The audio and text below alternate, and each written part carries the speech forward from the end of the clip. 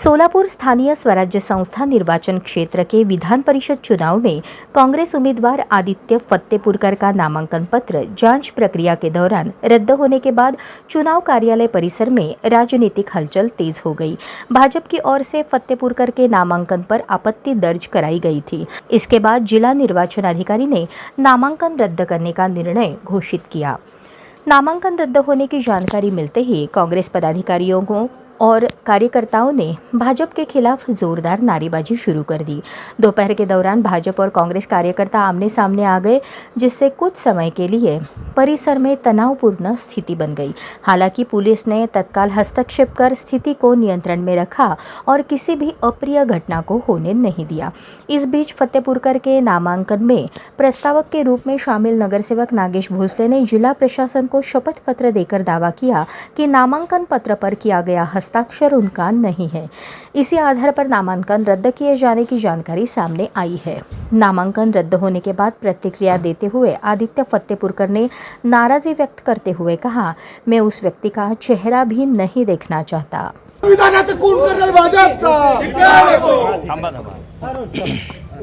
आपल्या उमेदवारी अर्जावरती खरं तर आक्षेप घेण्यात आलेला होता। आपले सूचक जे आहेत नागेश भोसले त्यांनीच ही सही माझी नसल्याचं सांगितलं होतं।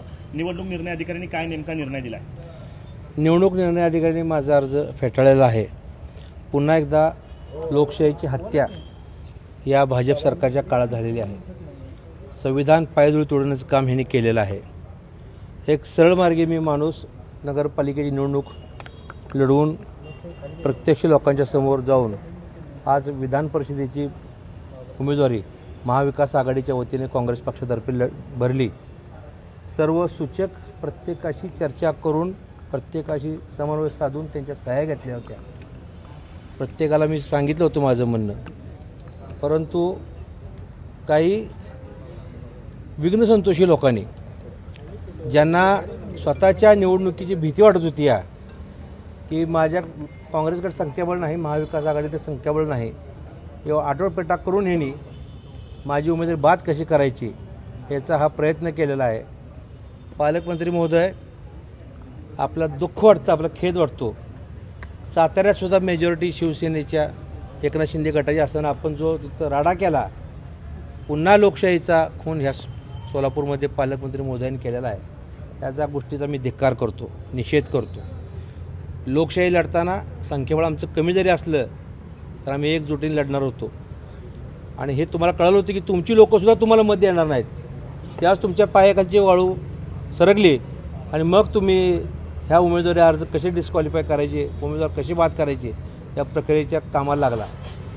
दुःख वाटतं या गोष्टीचं की संविधानाने आमच्यासारख्या उमेदवाराला, मी एक धनगर समाजाचा कार्यकर्ता आहे आणि या बाबतीत की काँग्रेस पक्षाने मला एवढी मोठी संधी दिली होती। मी 3 पिढ्या काँग्रेस पक्षाचं काम करतो। माझे आजोबा आजी दोघंही स्वातंत्र्य सैनिक होते। माझ्या वडिलांनी आयुष्यभर काँग्रेसचं काम केलं, मी काँग्रेसचा शहर देऊन काम करतो आहे आणि मला एवढी मोठी संधी मिळाली असताना हा माझा अतिशय दुःखद दिवस आहे आजचा, की आज या बाबीचा मी निषेध करतो। अशा प्रकारे जर आपण 25 वर्ष ज्या मित्रासोबत तुम्ही होता त्या मित्रांना शेवटी दगाफटका केला असं वाटतं? त्याची तोंडी बघायची माझी इच्छा नाही त्या माणसाची।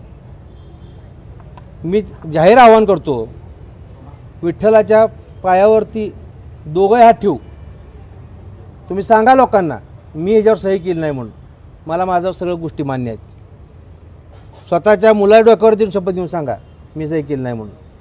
हे दोषी असेल तर कुठेही फाशी घ्यायला तयार आहे, परंतु केसाने गळा कापला माझा, याचं मला अत्यंत दुःख होतं आहे। पालकमंत्री असं म्हणतात की काँग्रेसकडे उमेदवार, काँग्रेसकडे मतदार नाही आहेत, बोगस सह्या करून ते उमेदवारीला अर्ज भरलेला आहे त्यांनी, तर प्रणिती शिंदेंवरतीच गुन्हा दाखल करावा असं देखील मागणी भाजप आमदारांनी केली आहे। भाजप आमदारांचं काय झालं आहे, वाचाळवीर संख्या प्रचंड आहे, माहितीच नाही आणि बाळूत्यात आमदारकी मिळाली, त्यामुळे समाजात कसं वागायचं हेच माहीत नाही।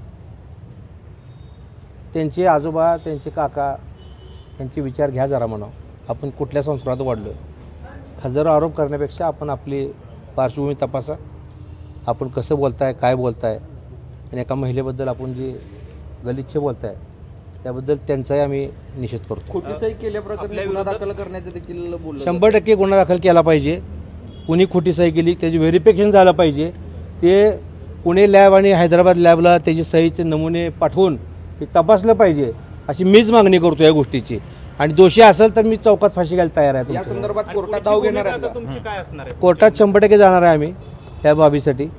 आणि मेहरबान कोर्टावर आमचा विश्वास राहिला आता ह्या बाबतीत. कारण अधिकारी सर्व ह्या पालकमंत्र्या दबावाला बळी पडलेले आहेत असं दिसून आलं आहे.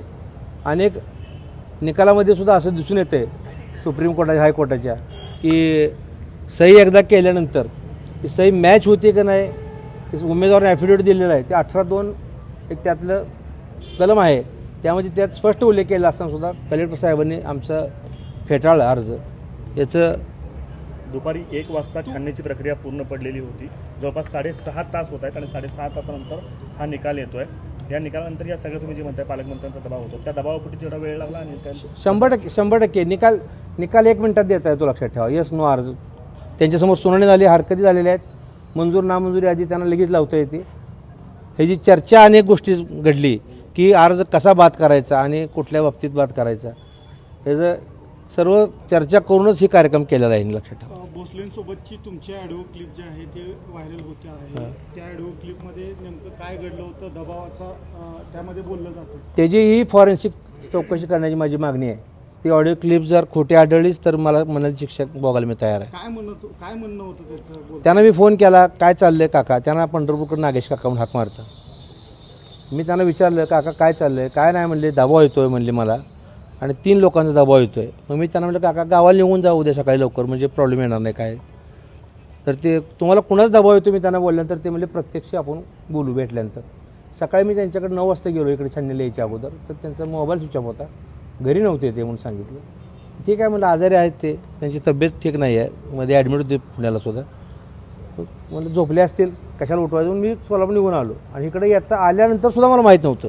11:30 वाजता जेव्हा हरकतीची सूचना त्यांनी हरकत घेतलेलं पत्र दिलं तेव्हाच मला कळालं की असं हरकत घेतलेली आहे म्हणून. आपले सहकारी मित्र आहेत हो भैया भैया भैया भैया पैशाच्या जोरावर राजकारण करणार भाजपचा